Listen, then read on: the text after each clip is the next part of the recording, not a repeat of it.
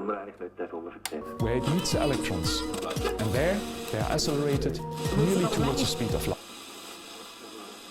So I lead the Systems Toxicology Unit and also the European Union Reference Laboratory for Alternatives to Animal Testing, EURL ECVAM we call it.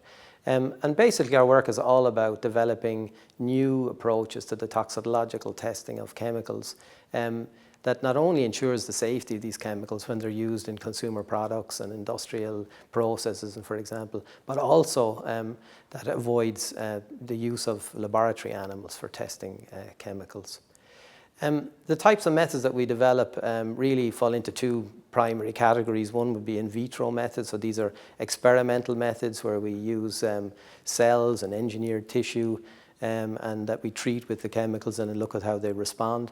And another category of methods really are the computational methods. These are methods that we can really simulate chemical and physiological processes in the body so that we can avoid basically doing experiments and really predict what happens. Just to give you an example, we can use computer models to try to understand what a chemical fate is in the body. What does the body actually do to a chemical when we get exposed to it? Another experimental system we're working on is where we grow neurons on a microchip that has little electrodes in it, and they can measure actually the electrical activity of these mini brains, we call them.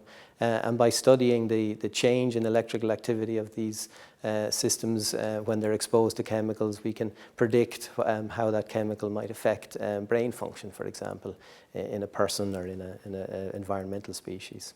Another example of our work has been the development of a new approach to assessing chemicals for their potential to cause skin allergy using computational methods and in vitro methods.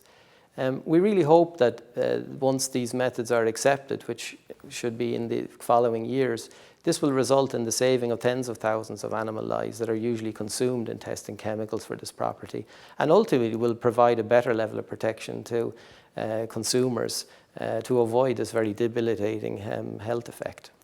So my job is important for supporting EU policies and legislation in the area of avoiding animal testing and also for making sure that chemicals are safe to be put on the market.